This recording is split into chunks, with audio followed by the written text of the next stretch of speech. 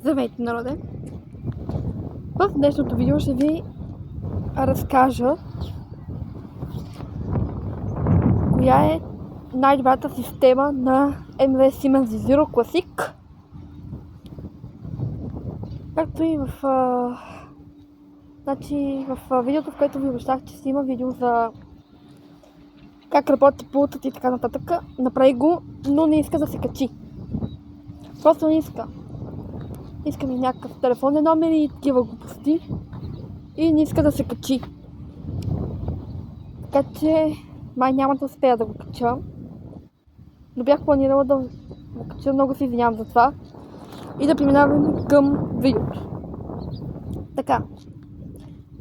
MV Siemens Zero Classic има специална система, която му помага да се управлява сам. Как по-точно?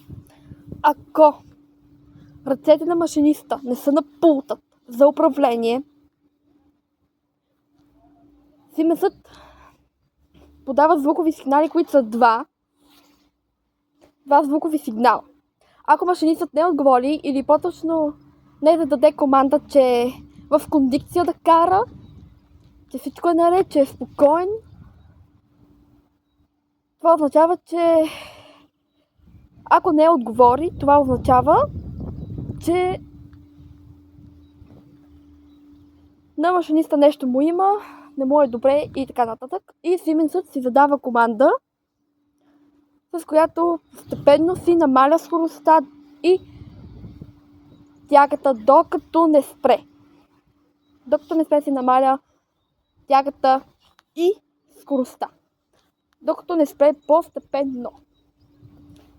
При самото спиране се случва бавно и на място. Точно заради това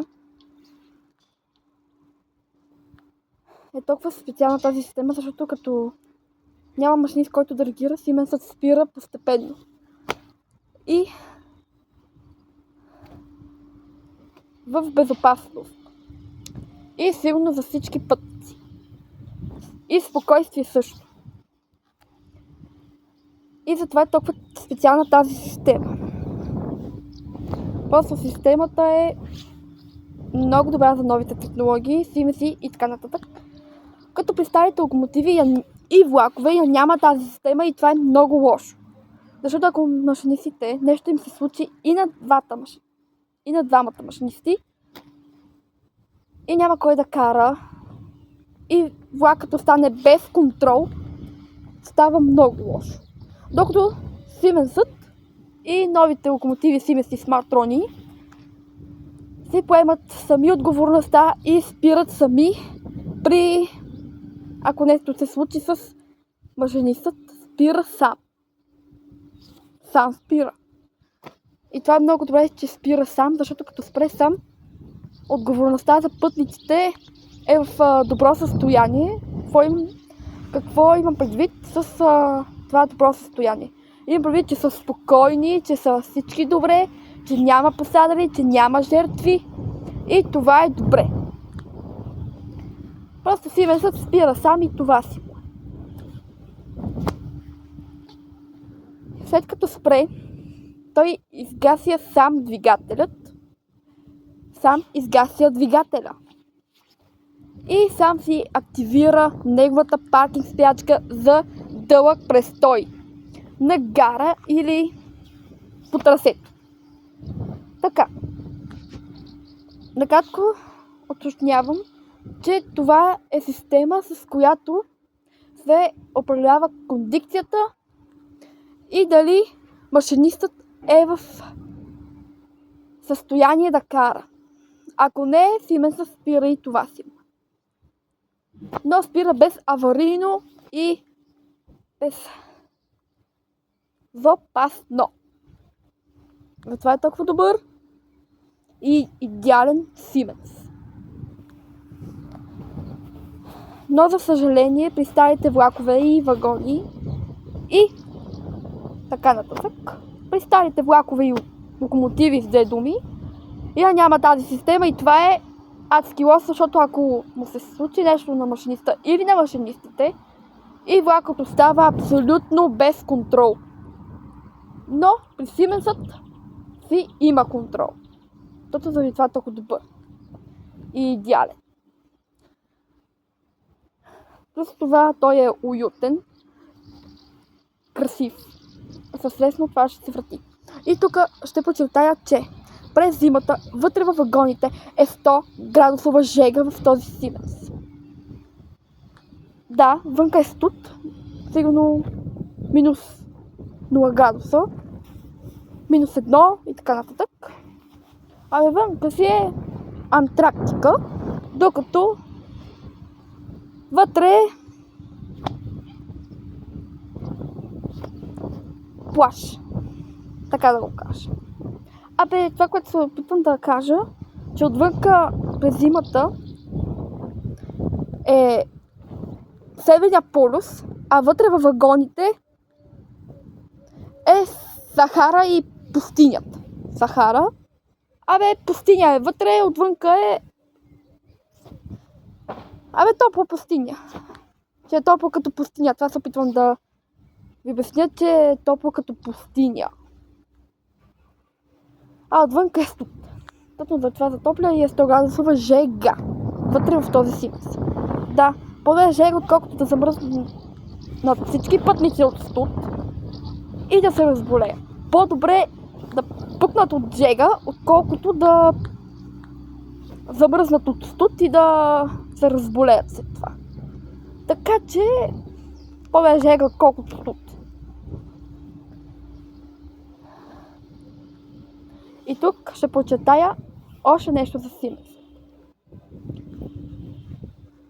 Тези сигнали не са бибитки или такива неща, смисъл не са свирката на локомотивът. Смисъл не е свирката на Сименс. Или нещо такова, или поздравителната свирка. Нищо такова. Това е едно леко пискане, по-точно силно и продължително пискане. Две такива продължителни пискания и силни. И ако машинистът не отговори, значи нещо му е станало и влакът си поема отговорността и спира сам без аварийно и безопасно за всички пътници.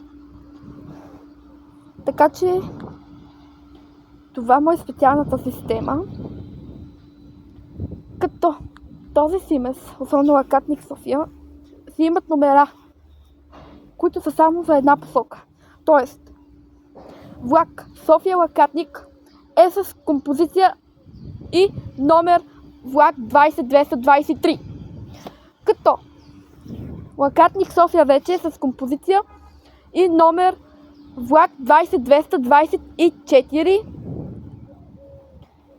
Пак казвам, Локовлок 3 е на линия.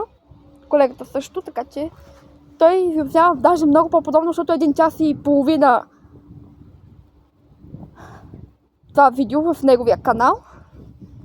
Така че Локовлок 3 е на линия. Също така, защо е задължителна тази паркинг спирачка?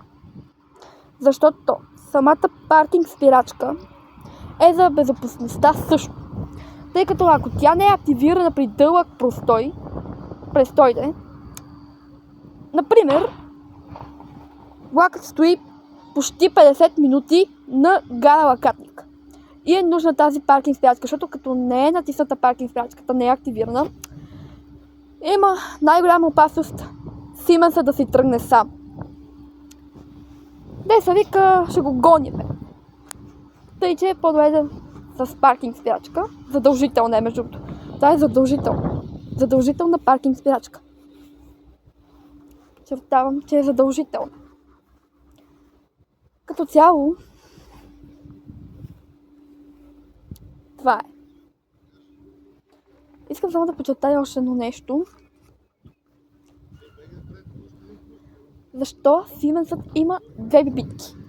По-точно две допредителни свирки.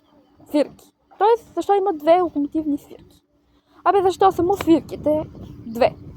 Едната е продължителната, която е... Тя е продължителна и сигнал, внимание за идващ влак. А другата, която е бип, е свирка, която е за поздравяване. Така че са две, защото е едната за поздравяване, а другата за сигнал, че идва влак, че приближава влак. Тази свирка, която е допредителната свирка, се активира само при тунели или почти на гара, на мостове и така нататък. Повече в неговото видео. Тъй като това стана много дълго видео, ще ви оставям, а колегата е на линия с Loco-Vlog 3. Така че казвам ви чао и до следващото видео. Или до следващия шорт. Може би днес ще кача още 2, 3, 5 шорта с Siemens. Така че казвам ви чао и до скоро. Чао!